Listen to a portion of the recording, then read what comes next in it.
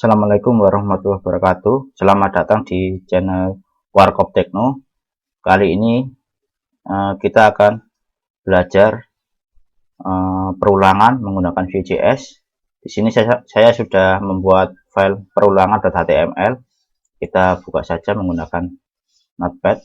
Mungkin teman-teman punya editor lain yang lebih bagus, misalnya VS Code.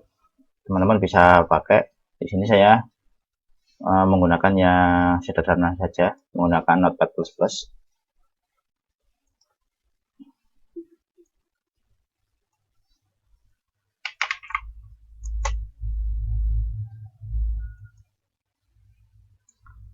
Seperti sebelumnya, kita buat terlebih dahulu kerangkanya.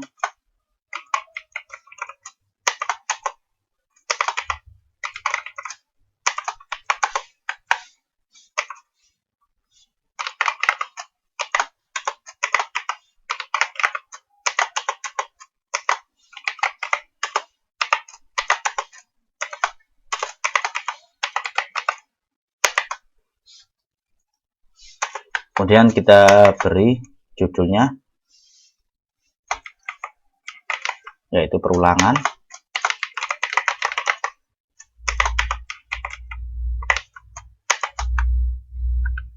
Kita lihat di bagian sininya apakah sudah berubah.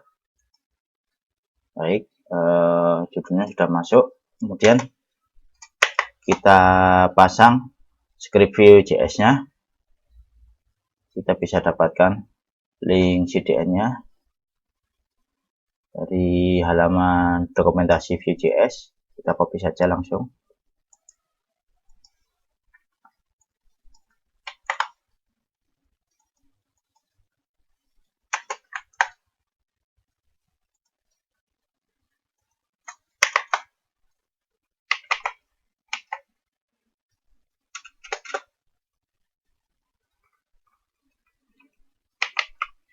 Kemudian kita bikin bagian yang akan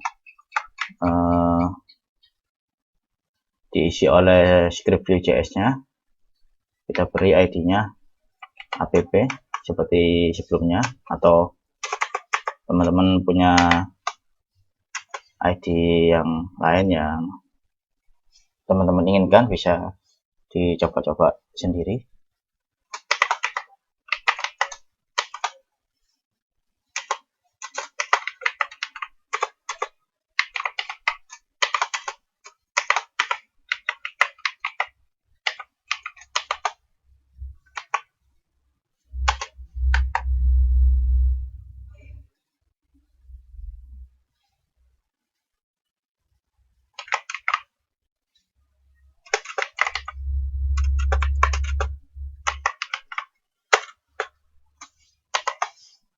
Kemudian kita panggil komponen dari Vue.js-nya dengan menggunakan perintah new view.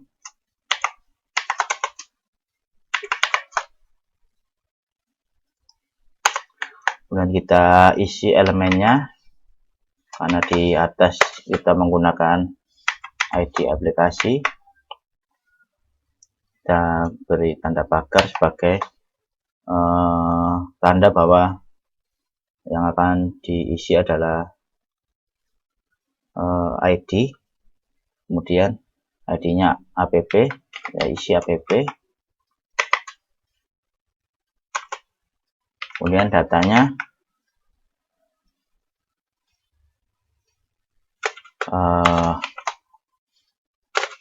berupa array nama-nama sayuran.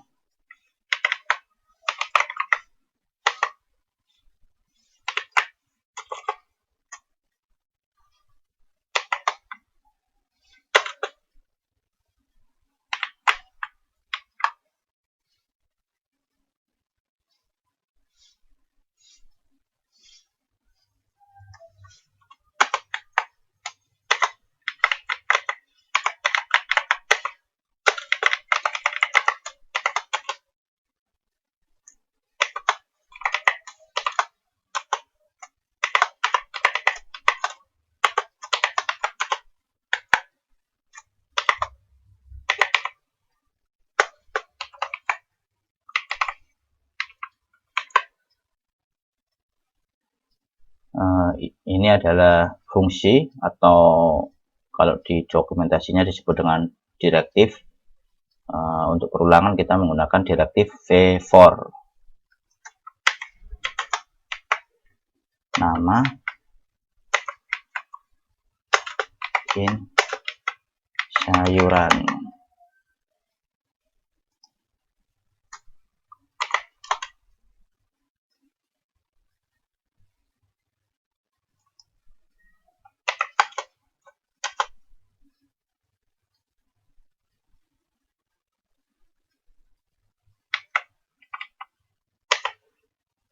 Kita akan membuat, biasanya ini untuk perulangan ini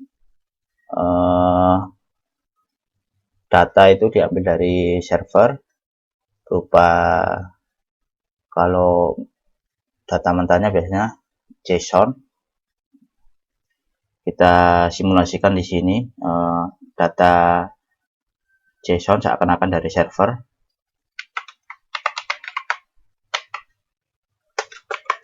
Ini app ini karena di atas kita definisikan variabel dari Vue.js-nya kita beri nama app, kemudian sayuran ini karena datanya ini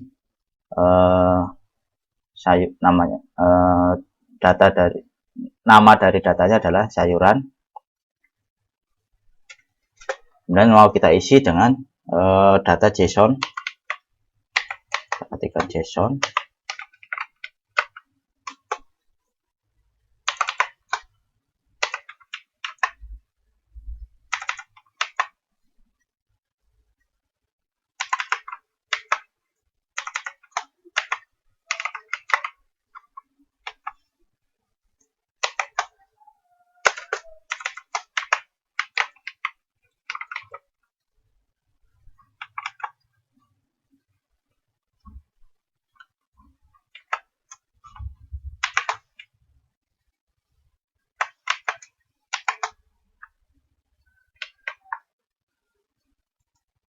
Kita coba isikan di sini.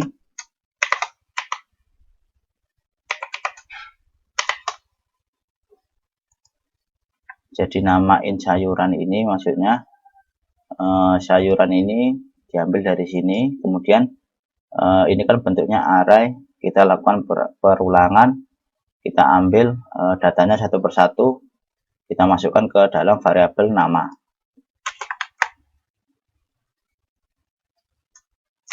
Kemudian kita panggil perulangannya di dalam tanda kurung ini, nama. Karena ini datanya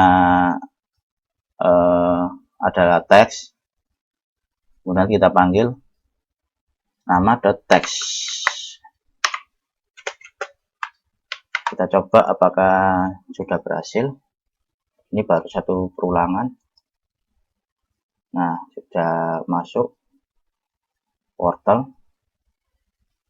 Teman-teman jangan terbalik untuk pemberian tanda petiknya, karena kemarin sempat nyoba. Jadi di luarnya tanda titik 2, kemudian di dalamnya petiknya. Ya, di luarnya petik 2, kemudian di dalamnya petik 1. Ini scriptnya nggak jalan. Jadi saya nggak tahu kenapa, cuma pastikan saja bahwa yang di luar adalah petik 1, kemudian yang di dalam menggunakan petik 2. Kita tambahkan lagi datanya di sini.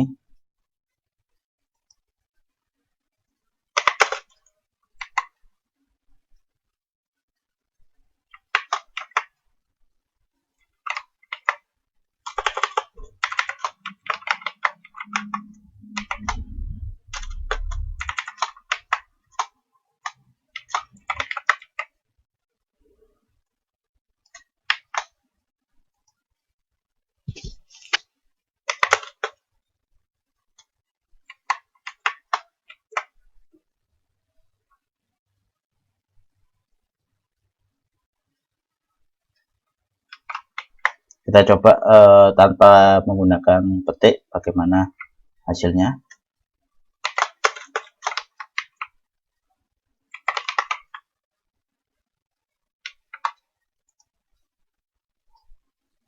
Nah, ini tidak masuk. Kita lihat errornya di mana. Di sini. Nah, memang di bagian sini harus diberi titik 2 seperti yang saya sebutkan sebelumnya.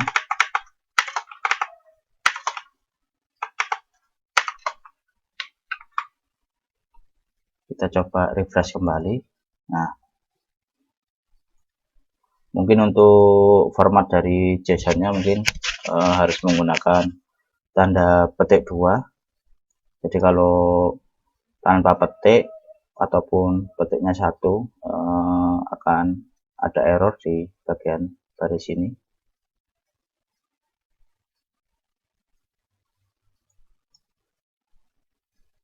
Kemudian kita ingin menambah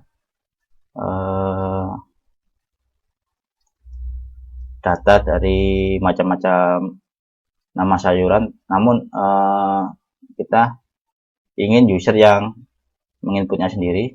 Kita tambahkan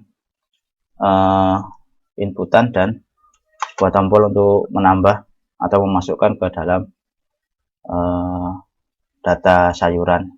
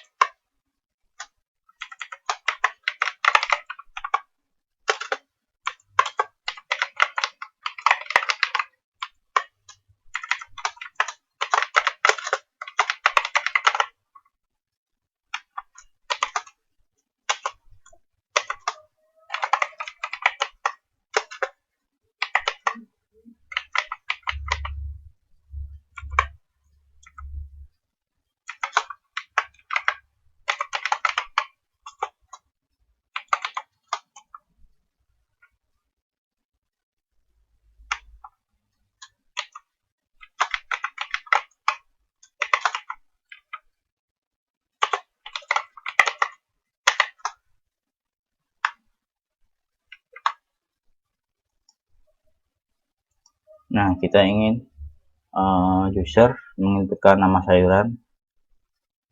Kemudian ketika user mengklik tombol tambah, data akan masuk ke dalam data sayuran. Kita tambahkan fungsinya di sini. Fungsi dari tambah, karena kita beri fungsinya tambah.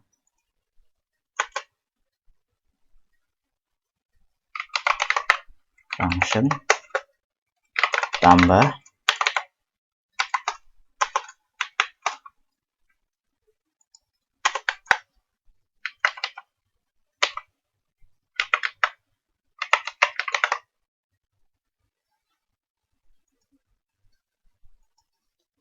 Kita akan menambah array dari data sayuran, maka menggunakan perintah push.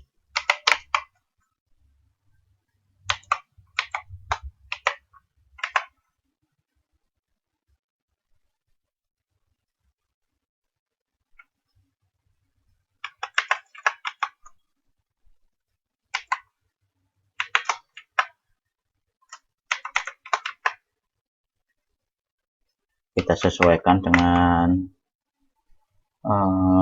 struktur data sebelumnya. Ini teks, kemudian data ininya di bagian data teksnya kita ingin memasukkan inputan dari sini. Kita berikan script dokumen get element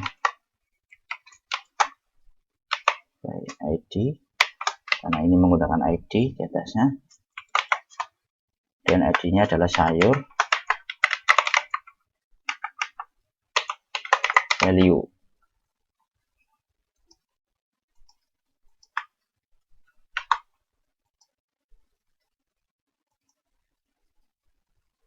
Kita coba masukkan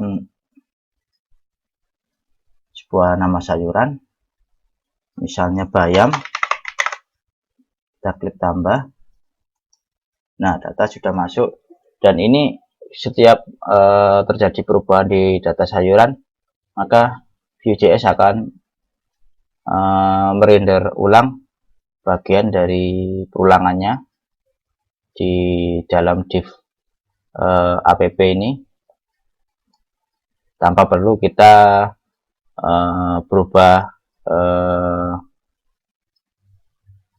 tanpa perlu kita berganti halaman maupun merefresh halaman.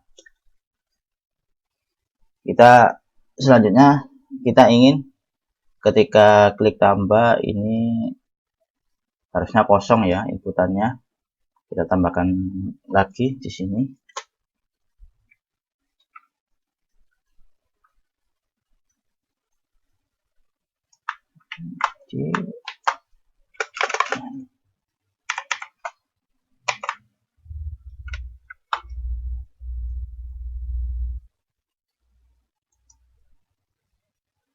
Kita coba lagi.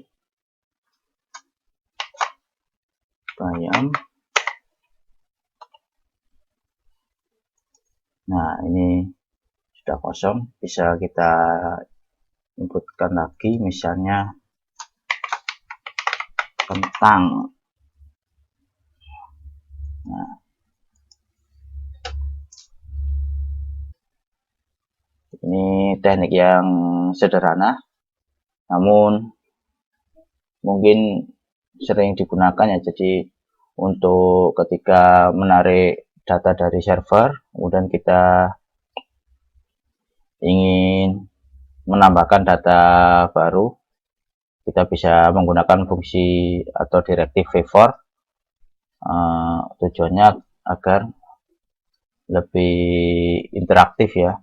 Jadi user atau klien bisa menginputkan datanya tanpa perlu menunggu, karena dia ketika kita masukkan datanya, dia otomatis masuk tanpa perlu menunggu untuk mengirim data ke server terlebih dahulu, kemudian mendapatkan feedback dari servernya. Mungkin sekian video kali ini. Terima kasih sudah menonton. Wassalamualaikum warahmatullahi wabarakatuh.